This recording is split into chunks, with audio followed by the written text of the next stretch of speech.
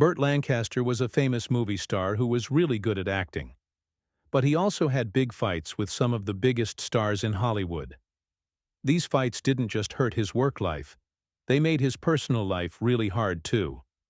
From losing in love battles and getting criticized in public to never-ending arguments about politics and acting, these fights left marks on Burt's heart that never got better. But the big question is, who were the people Burt Lancaster hated the most? And were those hatreds connected to a scary secret he promised to never tell anyone? Kirk Douglas, the guy who got in the way of love. It's clear that Burt Lancaster and Kirk Douglas weren't just fighting like two Hollywood stars. It was a fight where two proud men with big egos and lots of anger battled each other. They weren't just enemies on movie sets. They were enemies in real life where careers, love, and pride made wounds that would never heal. It all started with Deborah Kerr, the beautiful star whose looks made millions of people fall in love with her. She became the reason these two men started fighting over power. While Kirk Douglas showed off trying to win her heart, Burt Lancaster won her over by being calm and charming like a smart man. But this wasn't just a simple contest of flirting, was it? Things got bad really fast right on the movie set of From Here to Eternity in 1953, where love and work got mixed up and fights broke out. When the cameras started rolling, the mood on set got so tense you couldn't believe it. A big fight between Burt and Kirk happened really fast. A crew member remembered. During a break, they went at each other like they'd been holding back for way too long, cursing and pushing like they had nothing left to lose. This wasn't the first time. A close friend of Burt told journalist Peter Biskind in a 1961 interview, Burt had hated Kirk for a really long time. Everyone knows Kirk can't stand not being the most important person in the room. But Burt is different. He hates the way Kirk always puts himself at the center of attention. One night after a movie premiere, as Deborah was talking with Kirk, Burt reached his breaking point. As reported by the Los Angeles Times, Burt jumped at Kirk in the middle of the party, and a big fight broke out in front of dozens of guests. It got so crazy that both were kicked out and even arrested by police for causing trouble. Deborah Kerr had to pay money to get them out of jail, which left them feeling embarrassed. But for Burt, he didn't feel sorry. It was an uncontrollable hatred for the man he saw as his worst enemy. And it didn't happen just once. Every time they saw each other at events, they were like two angry dogs with eyes full of hate. This wasn't normal competition. It was a boiling fight that never stopped. Their words, hand movements, and looks all dripped with deep hate. Another shocking story happened in 1960 at the Academy Awards. When Kirk won, Burt stared at him like Kirk had just stolen something really precious. The moment only lasted seconds, but everyone could tell their hate had gone way past just work rivalry. One night in a bar, Kirk started bragging loudly about his recent successes. Burt couldn't stay quiet anymore. He stood up and yelled in Kirk's face, "You're just a loud mouth, always bragging about things you don't deserve." People around them were shocked, but for Burt, it was just one scene in a never-ending story of hate. Even though they sometimes worked together successfully, their relationship was never a friendship. It was a war that couldn't be put out, a wound that wouldn't heal. In the 1960s, as both men had tough times in their careers, their fights only got worse. The arguments never stopped. So could their fight ever calm down? Don't close the book yet. Another star is about to step into the arena. John Wayne, a man Burt Lancaster truly could not stand. Would Burt's fight with John Wayne be as heated as the one with Kirk? John Wayne publicly attacking each other's politics. In Hollywood's golden years, Burt Lancaster and John Wayne weren't just big movie names. They represented two completely different political groups. John Wayne was the symbol of conservative, tough values, always the hero of cowboy movies, while Burt Lancaster stood for liberal, forward-thinking ideas. Their fight wasn't just personal. It was an unforgiving political war, one of Hollywood's deepest wounds. Their relationship started to break apart as the hot topics of the 1960s pushed them into opposite corners. The civil rights movement, anti-war activism, and the fight for personal freedoms, all supported by Burt, seemed to make John Wayne really angry. Wayne stood firmly on the conservative side, especially as the Vietnam War was happening. The political battle didn't stop in Washington. It spread into the entertainment world, turning Hollywood into a political battlefield. Things really exploded. In 1968, when Life magazine did a special interview with John Wayne, where he openly attacked Burt and other stars who supported the liberal movement, Wayne said bluntly, "They're just rebels trying to tear down the values this country was built on. All they want is to pull people into their so-called progressive movement." The harsh criticism was like throwing down a challenge, and it pushed the Wayne-Lancaster relationship to the edge of hatred. Burt Lancaster never liked to give in to conservative attacks and fired back immediately. In an interview with The Hollywood Reporter a few months later, Burt didn't just respond, he cut deep. "Hollywood isn't a place to keep outdated ideas," Burt said flatly. "We have a responsibility to lead society forward, not to sneer at those trying to change the world." It was like throwing ice water in Wayne's face. And it didn't just break their personal friendship. It pushed Hollywood deeper into a never-ending war. The fight wasn't just limited to public interviews. A Hollywood source said that in a 1968 collaboration, when the two sat down to discuss a script, their argument forced the entire production to stop. Burt called Wayne a damn conservative who only knows how to defend pointless wars. "The tension was so thick nobody could breathe," the source said. Their hatred got even worse in 1970 at the Academy Awards. After Wayne won a big prize, Burt did something unthinkable. He turned his back and refused to shake Wayne's hand. The room went silent and everyone knew there'd be no fixing this break. "Burt didn't just hate Wayne, he hated everything Wayne stood for," said an insider. In the years that followed, even when they occasionally worked on the same projects, their relationship stayed like an open wound. It wasn't just political disagreements.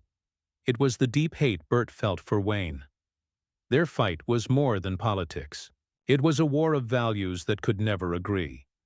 Hollywood's shining lights, hidden shadows, and secrets backstage has always hidden wounds, and the Lancaster-Wayne conflict was one of its deepest.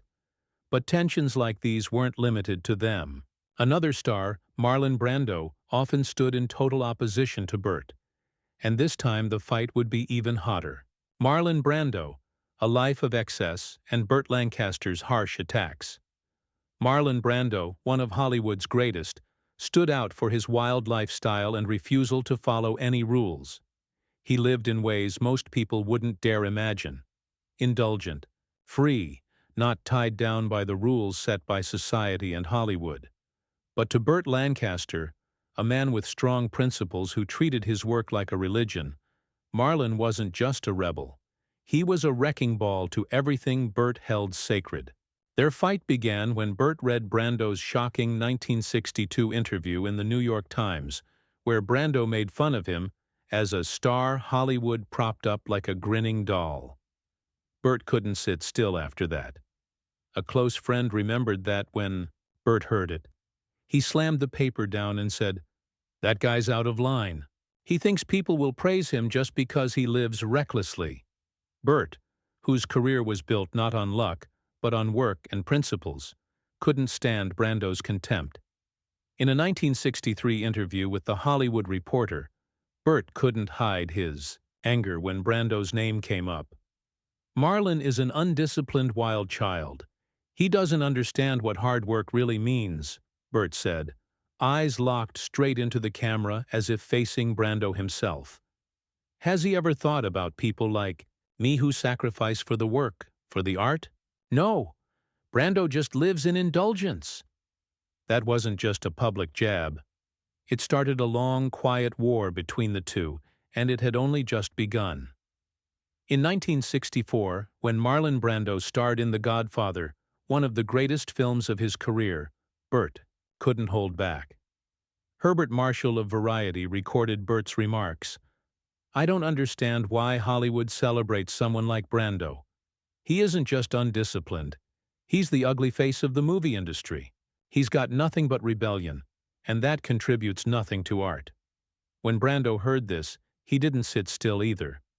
According to industry insiders, he laughed and told friends, "Burt will never get me. He's just a war horse strapped into Hollywood's armor."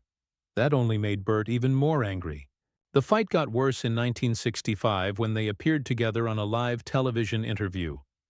On Hollywood Today, Burt was asked about Brando's lifestyle. He didn't hesitate. "Marlon is a symbol of destruction. He's not an artist. He's a self-deluded man lost in fantasies about himself. If Hollywood wants to honor people like that, I want no part of it."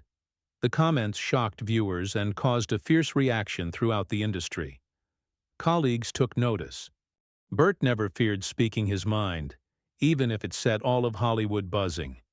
But with Brando, the rebellion was just a mask for professional shortcomings, remembered one friend. In the end, Burt and Marlon never made up. Their invisible war only got deeper as Burt's hatred for Brando's lack of discipline grew. To Burt, it wasn't freedom. It was the destruction of everything cinema needed. Their fight wasn't just a battle between two stars. It was a stark display of clashing values in an ambition-fueled Hollywood. This story is only one part of Burt Lancaster's life crowded with complicated relationships. And next, we'll witness another, no less intense, showdown with a strong-willed, rebellious leading lady, Joan Crawford, who would force Burt into a battle just as grueling and full of surprises. Joan Crawford pulling terrible tricks on him backstage. Hollywood, where the brightest stars draw not only loving eyes, but also envy and shadowy power, plays behind the curtains. Burt Lancaster, proud of his professionalism and respect for colleagues, never imagined he'd have to face a woman like Joan Crawford, domineering and uncompromising. Joan was famous not only for her films, but for her ugly backstage theatrics. That left many in the industry tired, and Burt was among her most hurt victims. It began in 1956 when Burt and Joan worked together on Autumn Leaves. Though he knew Joan was difficult and a bit bossy, Burt never expected she'd become a nightmare throughout production.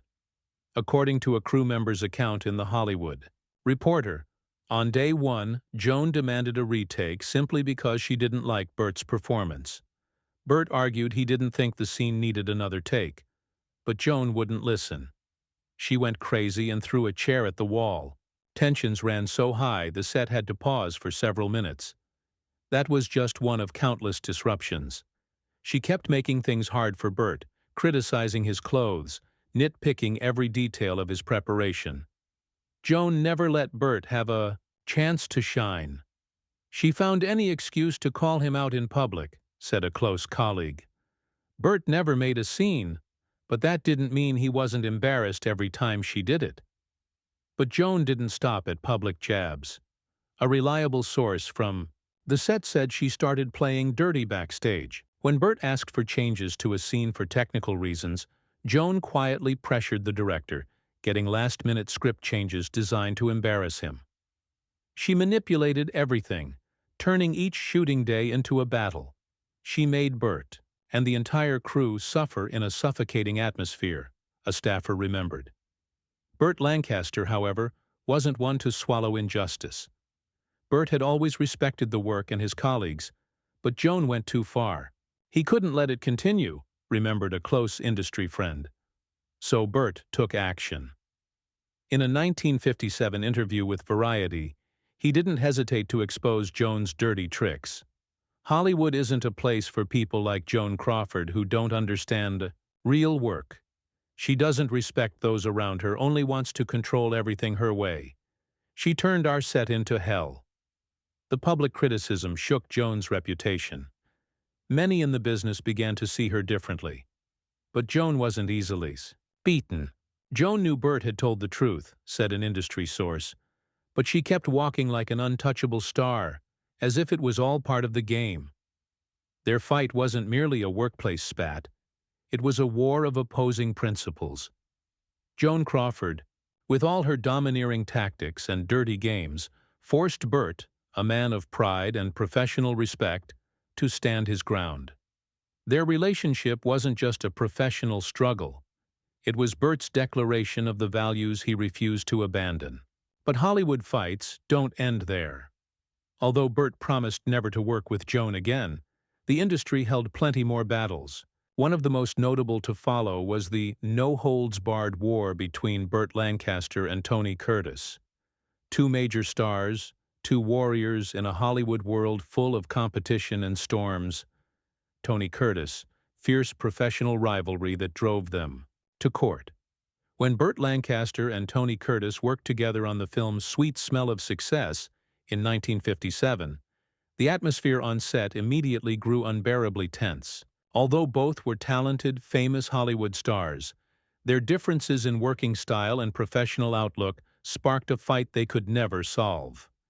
Tony Curtis, with his free-spirited nature and emphasis on creativity, couldn't stand the strictness and absolute discipline Burt demanded. Their relationship wasn't just about work disagreements. It was a power struggle. The two could not get along.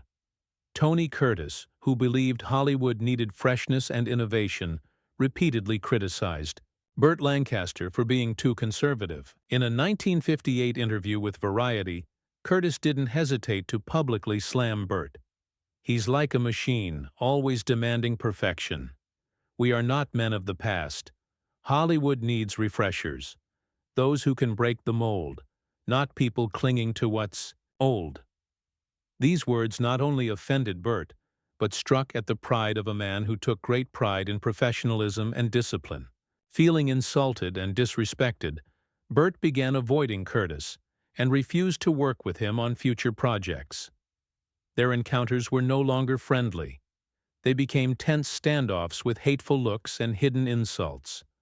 Both started steering clear of each other. At parties, events, and press gatherings, the relationship got worse beyond repair. By late 1959, the relationship between Burt Lancaster and Tony Curtis had become a hot topic across Hollywood. Their on-set verbal fights stopped being internal matters and became media focal points. Curtis's accusations about Burt's lack of creativity were widely publicized, escalating the tension between the two stars. Matters reached a boiling point when a lawsuit erupted. Burt and Tony couldn't resolve differences over contract terms and authority in production. By March 1960, the case officially went to court. In a Los Angeles courtroom, the dispute wasn't just about financial terms, but also about control over the final product. Their conflicting views on working methods turned the confrontation into more than a personal battle. It was a power struggle between stars. As the trial unfolded, reporters and the press outside the courthouse buzzed with speculation. The Hollywood reporter ran a lengthy piece on the case, observing, "Hollywood may have lost a valuable collaboration, but the battle between Burt Lancaster and Tony Curtis has unleashed an unstoppable storm. The film industry now faces a profound internal problem." The commentary drew public and industry attention, making the case one of the biggest scandals in Hollywood history. After the lawsuit, although Tony Curtis continued a successful career, the wounds it left meant he and Burt could never be friends. The deep sense of insult kept Burt from ever working with Curtis again, and their relationship became a symbol of tension in show business that could never be fixed. "Tony Curtis is just an arrogant star with no professional responsibility," Burt remarked after the case in an interview with the Los Angeles Times. "He doesn't understand the value of dedication and professionalism at work."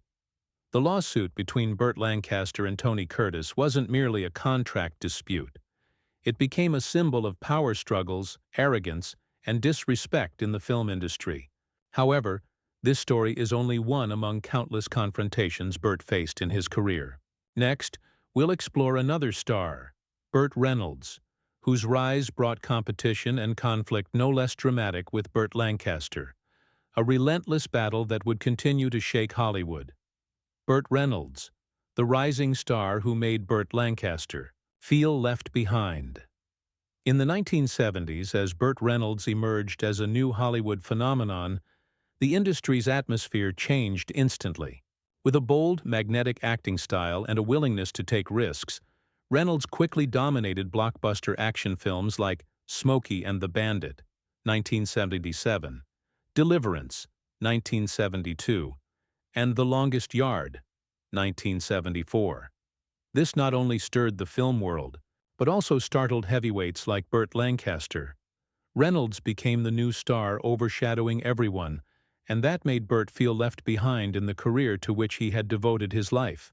Burt, once an icon of action cinema, was no longer the draw he used to be. "I used to be the star of these action films. What's left for me now?" This question haunted Burt, who struggled with the industry's rapid transformations. For a star, who had been the center of attention, watching someone else take his place left him feeling insecure and deeply wounded. But the relationship between Burt and Reynolds wasn't just professional rivalry. It quickly turned into a tense, covert battle, as Reynolds not only surpassed Burt career-wise, but also openly criticized his elder. In a 1978 interview with The Hollywood Reporter, Reynolds bluntly declared, "Burt isn't the only one in Hollywood who knows how to make action films anymore. His time has passed." These words were a punch to Burt's pride, souring their relationship and intensifying the tension. Burt, who viewed work as devotion and respected professionalism, couldn't tolerate such disrespect. Whenever they met at parties or film events, the air between them was tight, as if in a silent contest for influence and star power. Colleagues took notice, and a close friend of Burt revealed, "Every time Burt and Reynolds meet, it's a cold war." Burt hates how Reynolds not only took his spot, but also challenged everything he'd built over his career. Those years saw a hushed war of words and quiet revenge. Though Burt tried to remain composed, Reynolds' jabs kept piercing his pride.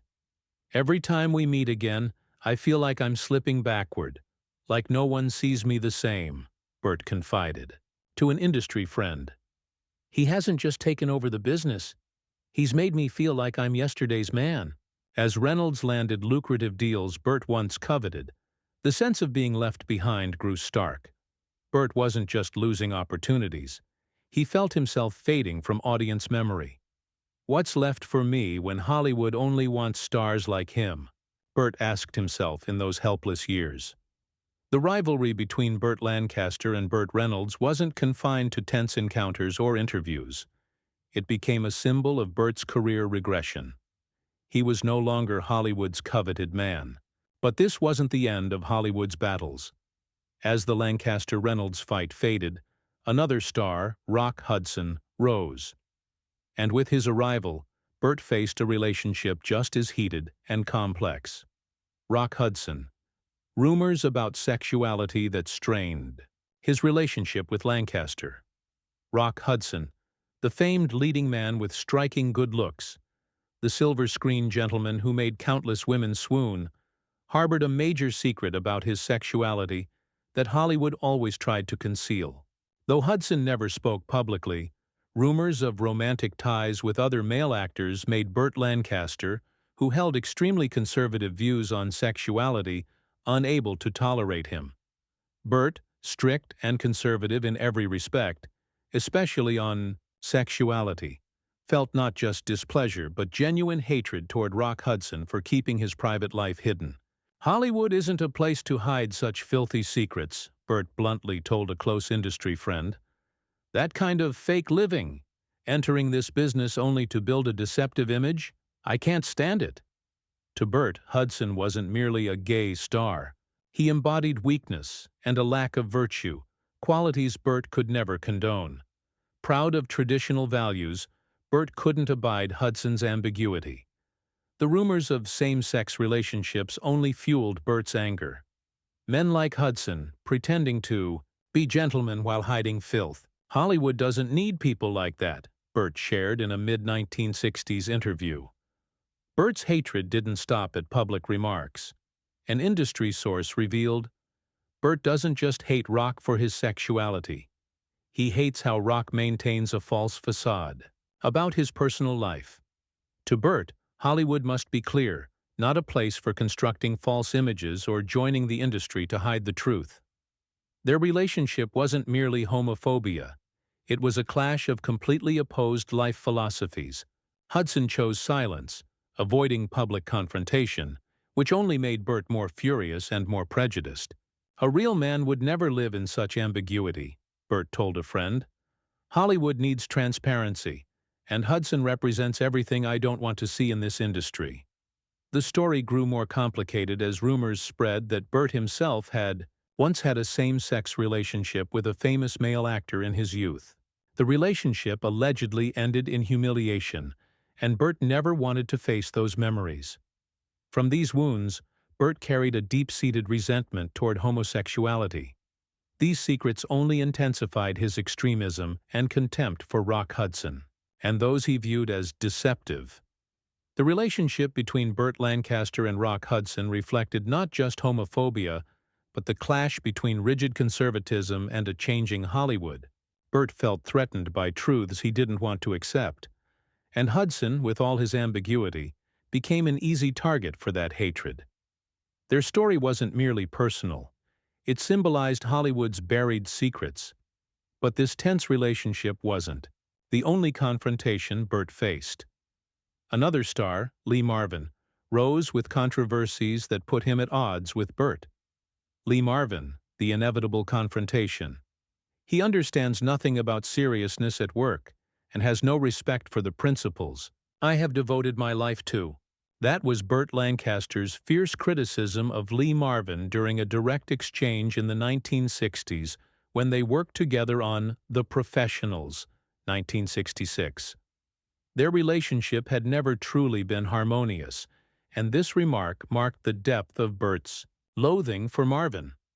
Lee Marvin, with his freewheeling lifestyle and defiant attitude, offended Burt from the outset. Marvin relished breaking rules, living freely and being nonchalant about work. Burt, disciplined and perfectionist, couldn't stand Marvin's methods. To Burt, Marvin was a lazy man who disrespects the craft, which fueled his animosity. In a 1967 Variety interview, Marvin didn't hesitate to publicly jab at Burt. "Burt's the kind of guy you have to pass through a dozen checkpoints to work with. I don't like that." The words were a slap in Burt's face, leaving him not only angry, but deeply hurt. To Burt, this wasn't just about work style. It was an attack on the pride of someone who had given everything to the profession.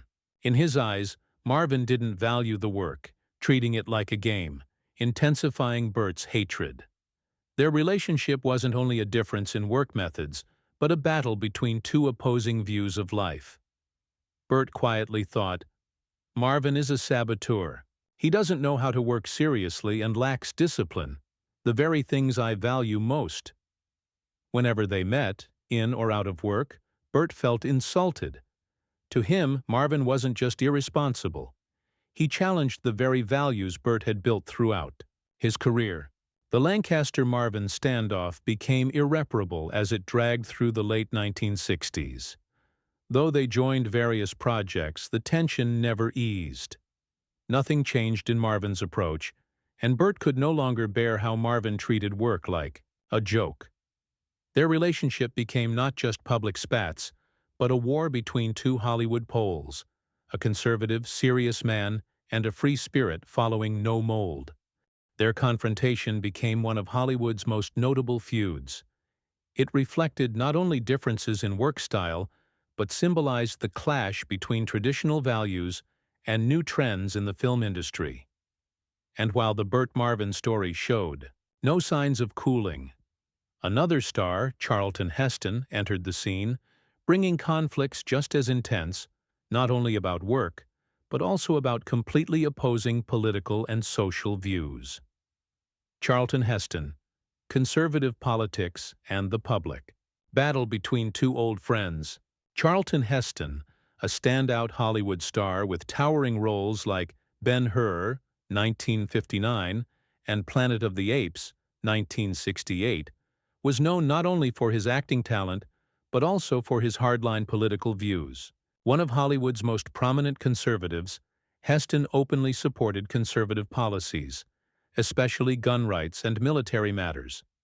He became a powerful voice against what he deemed extreme liberal movements.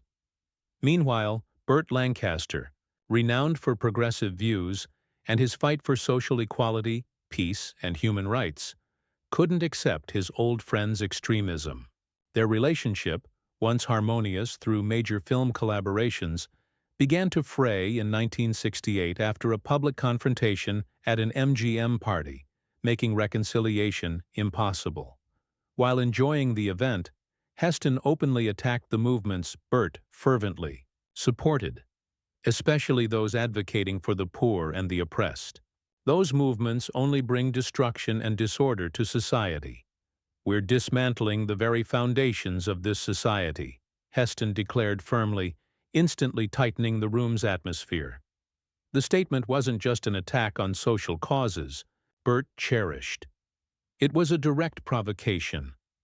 Burt Lancaster, a tireless fighter for progressive values who couldn't tolerate Heston's blind conservatism, reacted immediately, unable to contain his anger.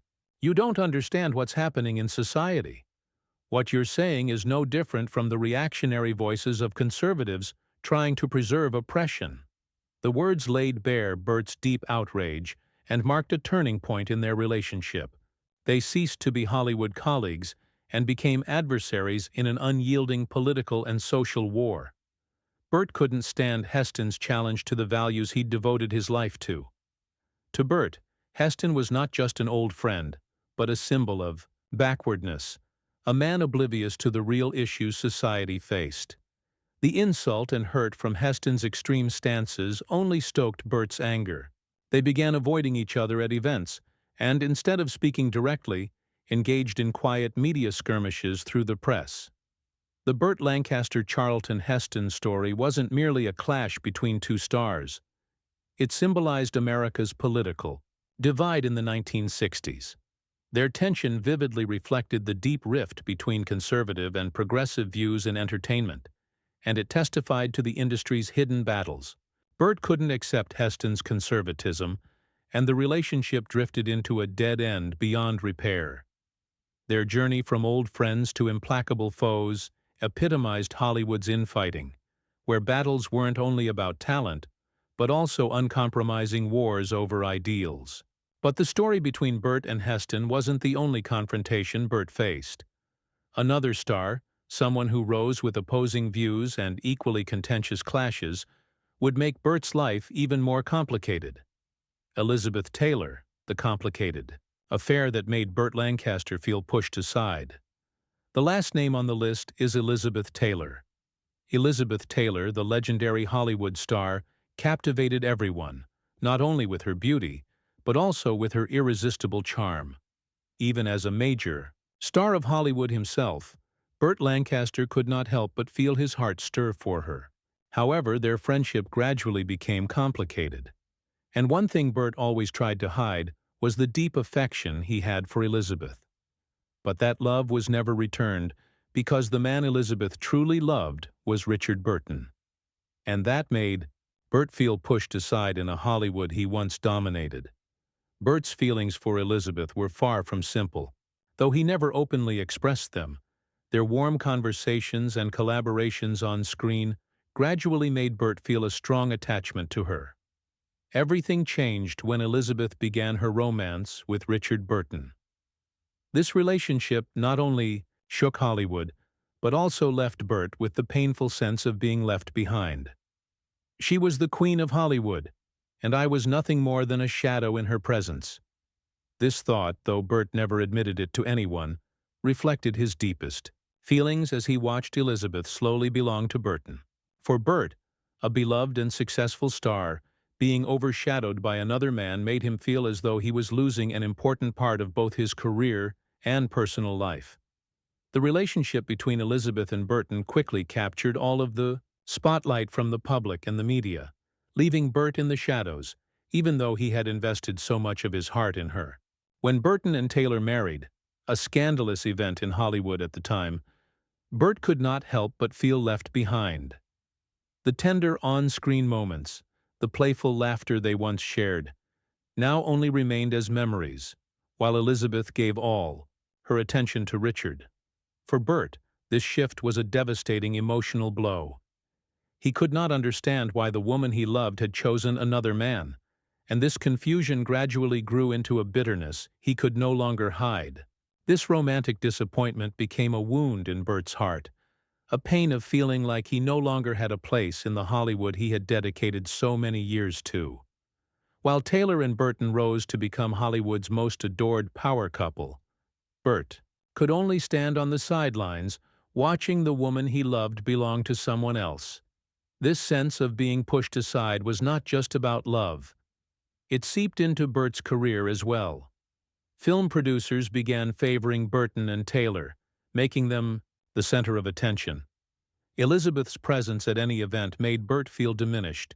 From blockbuster films to interviews, everything revolved around them, leaving Burt with the painful sense of being cast aside.